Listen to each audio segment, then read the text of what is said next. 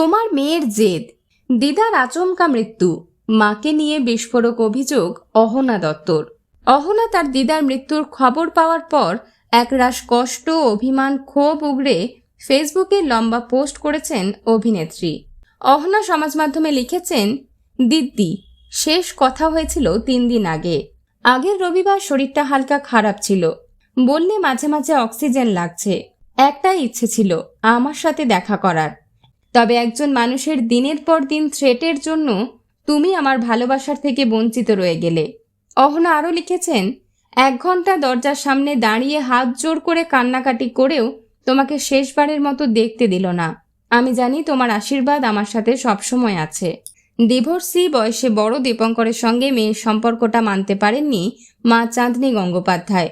এরপর থেকে দূরত্ব বেড়েছে অহনার সঙ্গে তার মা চাঁদনীর, যার কারণে দিদাকে শেষবারের মতো দেখতে পাননি অভিনেত্রী অহনা দত্ত।